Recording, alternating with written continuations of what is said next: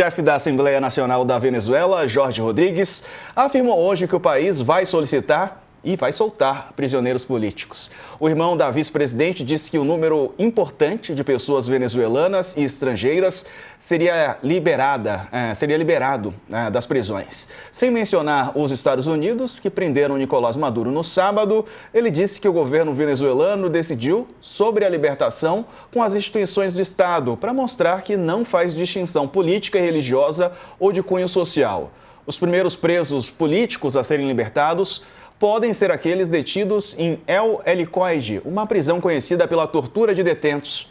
Ontem, em entrevista ao The New York Times, Donald Trump disse esperar que os Estados Unidos administrem a Venezuela por anos, sem especificar o período. Assunto para Daniela Lima, para o Ricardo Couto e para o jornalista especializado em guerra, João Paulo Charlot, que estão aqui conosco para essa quinta-feira. Bem-vindos, uma boa tarde aos três. Começo contigo então, João Paulo, essa decisão de libertar os presos na Venezuela, como é que você vê essa possibilidade de anistia aos presos políticos também lá na Venezuela? Seja bem-vindo aqui ao UOL, uma boa tarde. Obrigado. É um sinal auspicioso, né? A gente teve um momento agora marcado pela crítica à operação americana, uma operação que a gente sabe que foi marcada por ilegalidade do ponto de vista do direito internacional, a invasão de um país estrangeiro, um ataque militar a um país estrangeiro, mas que a gente sabe que no segundo e terceiro momento produz mudanças positivas de alguma forma, porque a Venezuela era um país que vivia sob uma ditadura. Prova disso, uma das provas disso é o fato desse número gigantesco de mais de 900 pessoas mantidas como presas políticas no país, algumas há mais de 22 anos. Então, acho que esse é o primeiro sinal auspicioso de distensão. A pessoa que ficou no poder, a Delcy Rodrigues, ainda é membro da cúpula do governo madurista e da cúpula do chavismo. O irmão dela, que preside a Assembleia Nacional, o Jorge Rodrigues, também. Mas essa negociação feita com os Estados Unidos, a partir do uso da força, a partir da pressão, a partir da ameaça, requer algumas contrapartidas do governo venezuelano. A primeira delas que a gente vê agora acontecer é a liberação desses prisioneiros, pessoas que foram perseguidas durante anos, mantidas incomunicáveis, muitas delas torturadas. Muitos desses casos motivam a denúncia de crimes de lesa humanidade contra o Nicolás Maduro no Tribunal Penal Internacional, de maneira que essa distensão é muito bem-vinda. Agora, é preciso ver como seguem os passos seguintes disso, porque as pessoas que são liberadas pertencem a uma oposição rancorosa em relação ao madurismo e ao chavismo, de forma compreensível, e é preciso ver como essas forças políticas vão se acomodar no interior da sociedade venezuelana. Não existe uma disputa visível agora que inclua o uso da força dentro da sociedade venezuelana, mas é um país que tem enorme disponibilidade de arma de fogo, pessoas que portam fuzil, grupos paramilitares foram armados e foram criados pelo governo Maduro, e membros da oposição que também têm um histórico de confrontação à democracia ao longo desses anos. Então o cenário não é simples, mas ele está com uma panela de pressão contido por causa do uso da força dos Estados Unidos nesse momento. Boa, deixa eu ouvir também a Daniela Lima. Dani, e essa decisão da Venezuela, né, de começar a libertar presos políticos? Hoje houve comemoração da Espanha, do governo espanhol, porque alguns são nacionais, né, e essa informação já divulgada de nomes, né, que serão liberados pelo governo venezuelano. Dani, boa tarde para você. Boa tarde, Diego querido. Boa tarde, Couto. Boa tarde, Charlot. Muito bom estar aqui de novo conversando com vocês, claro. Eu acho que o Charlot foi no ponto, como sempre, né? Há aí um primeiro sinal de distensão e uma sinalização, me parece, política muito clara da presidente ainda interina, de que vai buscar controlar um pouco a temperatura de uma oposição que, neste momento, apesar de ter celebrado a captura do ditador Nicolás Maduro, começa a ficar nervosa com os sinais de Donald Trump de que não quer produzir uma eleição tão cedo na Venezuela, né? Portanto, essa interinidade da Delcy está me parecendo será alongada. Donald Trump voltou a dizer que pretende governar ou comandar a Venezuela por alguns anos. Ontem a gente trouxe aqui o plano divulgado por Marco Rubio e ele inclui, primeiro, reestruturar, o que vai levar bastante tempo, e depois controlar a venda do petróleo venezuelano.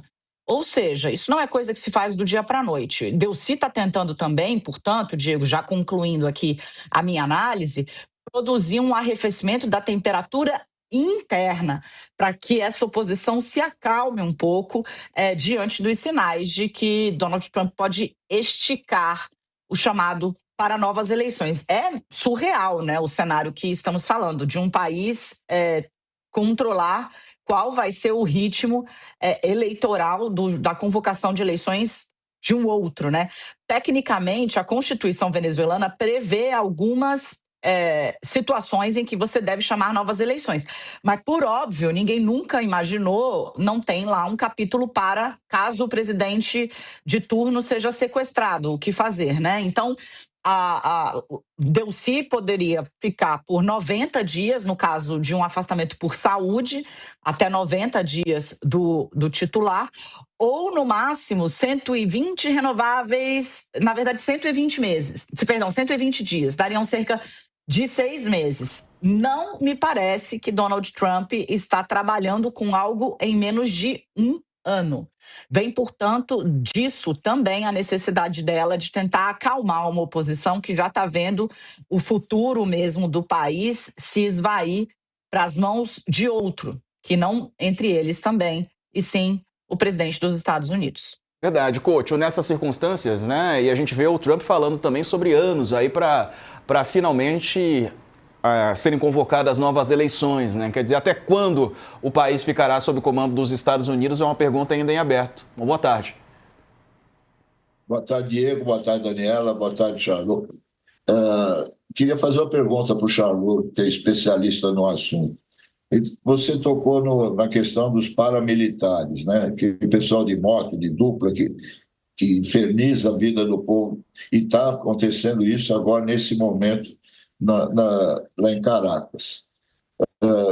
Não há o perigo de agora que vão soltar os presos políticos, que, como você disse, são os opositores mais ferozes do chavismo, desses grupos entrarem em choque no ambiente que até o momento parece que está a paz, parece que não aconteceu nada na Venezuela, né? Está tudo meio parado. Mas isso não pode provocar conflitos de rua num tempo em breve?